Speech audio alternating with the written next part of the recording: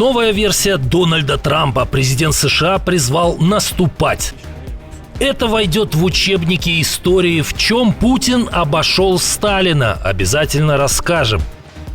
Правительство России тушит пожар кризиса. На спасение банкротов бросят десятки миллиардов.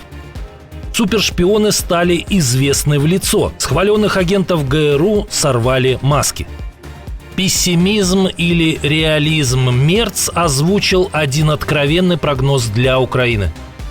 В Думе хотят забрать возможность общаться почти у 100 миллионов граждан. Конфликт выходит на новый уровень. Азербайджан бросил очередной вызов Кремлю. Потемкинская деревня товарища Кима. Как работает турбизнес по-северокорейски. И многое другое. Самые важные и срочные новости, эксклюзивные подробности. Вы смотрите информационный выпуск «Нехта». Оперативно о событиях в Украине, России, Беларуси и мире. Раньше и понятнее других. Все, что нужно знать сегодня. Очередной тревожный сигнал для Москвы из Вашингтона. Стали известны новые подробности последнего телефонного разговора Трампа и Зеленского. The Washington Post утверждает, президент США заявил, Украине нужно переходить в наступление. Издание ссылается на неназванный источник, который передает суть сказанного Трампом Зеленскому. Украина не изменит ход войны, играя в оборону. Именно в ходе того разговора, по данным другого издания Financial Times, президент США также спросил, может ли Украина бомбить Москву или Санкт-Петербург. Зеленский ответил, если у нас будет соответствующее оружие, мы можем. Правда, сам Дональд Трамп в разговоре с журналистами позже отрицал эту часть разговора. Путин вошел в историю. У него получилось даже обойти Иосифа Сталина. Речь идет о военных потерях. Конечно, до числа погибших в войне с немецким рейхом нынешнему хозяину Кремля дотянуться будет нелегко. Но российские потери в Украине уже превысили потери Красной Армии в войне с Финляндией. На это обратил внимание глава военной полиции Эстонии Томас Вели, сообщает эстонское национальное телевидение. По оценке полковника Вели, каждый квадратный километр оккупированной территории обошелся путинской армии примерно в 70 человек погибших или раненых. 23. aasta novembrist on Venemaa. То есть те массовые атаки, которые они используют, даже хуже, чем в зимней войне с Финляндией. Там СССР или тогдашняя Россия теряли от 20 до 30 солдат за квадратный километр погибшими и ранеными. Это колоссальные потери, астрономические потери. По оценкам Генштаба ВСУ и западных экспертов, в целом Россия потеряла уже более 1 миллиона убитыми и ранеными. Парадоксы путинской экономики не перестают удивлять. Дошло до того, что нужно спасать угольную отрасль.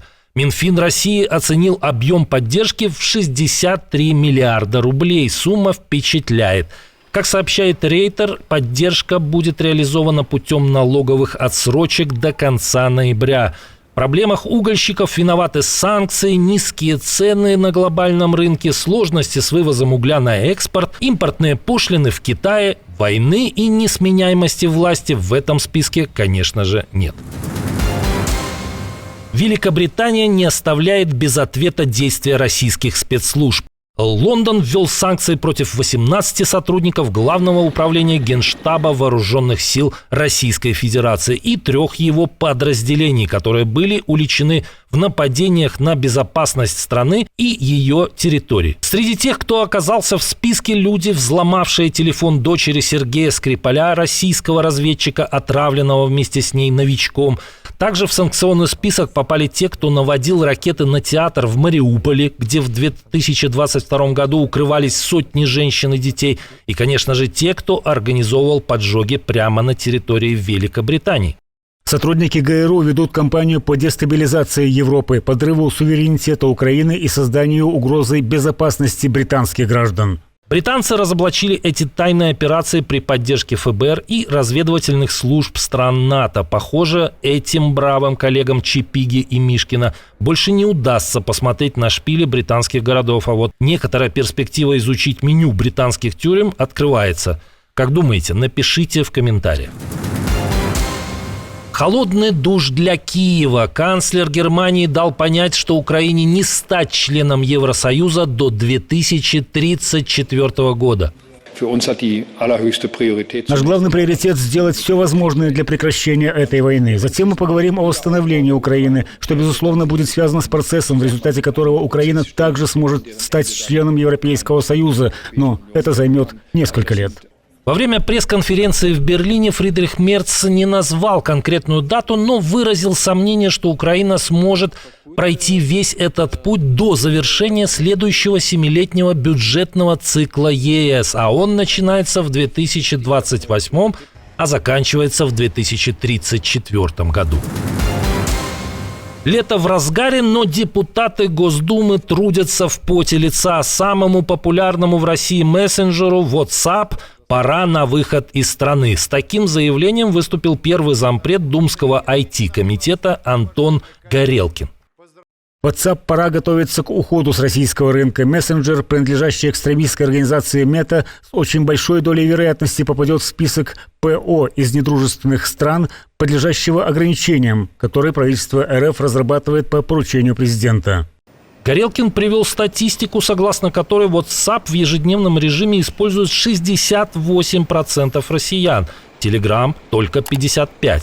По его мнению, Telegram власти не станут запрещать, поскольку главный офис мессенджера находится в дружественных Объединенных Арабских Эмиратах, а его руководство потенциально готово выполнять требования Российской Федерации. Кто станет претендентом на долю WhatsApp? Думаю, всем понятно. Это национальный мессенджер. То есть Макс, который правозащитники считают инструментом слежки за российскими гражданами. По данным исследовательской компании Mediascope, месячный охват WhatsApp в России составляет почти 97,5 миллиона человек или 79% населения старше 12 лет. По этому показателю мессенджер занимает первое место в России среди всех интернет-сервисов. Что думаете об этой новой инициативе российских властей? Пишите в комментариях. Конфликт продолжается. Азербайджан проигнорировал заседание экономического совета СНГ в Москве. Обычно на таких встречах Баку представляет первый заместитель премьер-министра Ягуб Эюбов. Но в пятницу ни он, ни другой представитель страны не появился в столице России. Это произошло не случайно, сообщил азербайджанскому изданию «Тренд» информированный источник. Причина такого решения – недавние события в Екатеринбурге, сбитый россиянами в конце прошлого года борт «Азал» и нежелание российской стороны предпринять адекватные шаги по урегулированию этих вопросов. Ни за гибель 38 пассажиров декабрьского рейса в результате действий российской ПВО, ни за гибель братьев Сафаровых в результате рейдов российских силовиков Москва до сих пор не извинилась.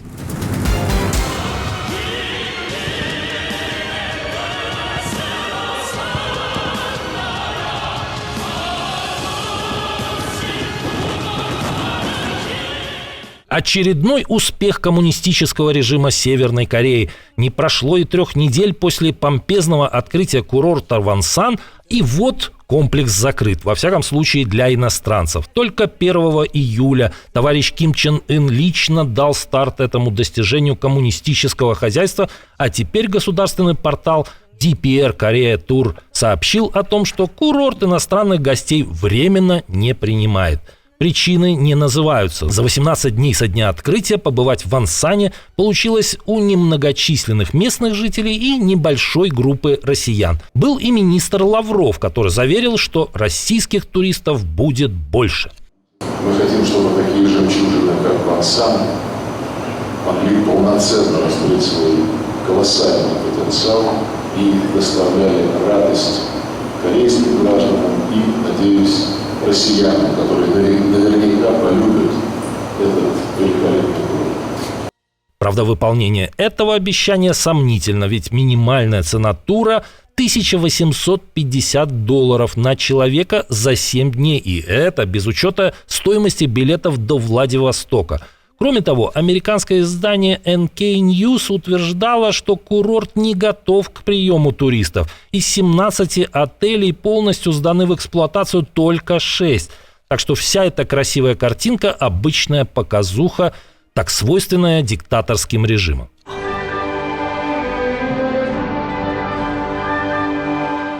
Возможно, после нескольких недавних визитов важных московских гостей товарищ Ким просто решил, что высылка тысяч корейских туристов в форме на курорты так называемой СВО более выгодный вид бизнеса. Что думаете? Ждем комментариев.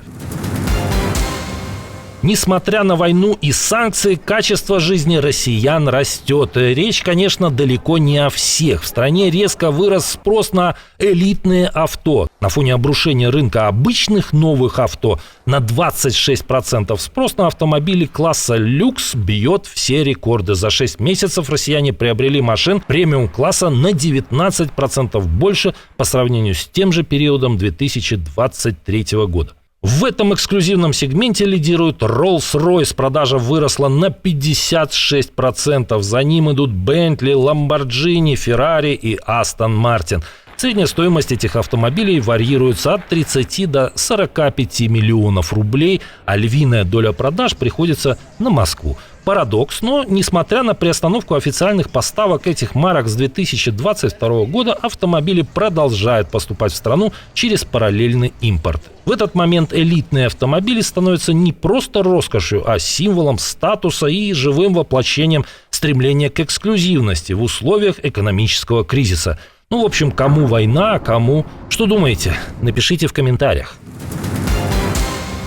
Отдельное спасибо, что смотрите, досматриваете до конца, и спасибо за доверие. Жду ваших развернутых комментариев, лайков и репостов. Это важно, чтобы нас становилось больше.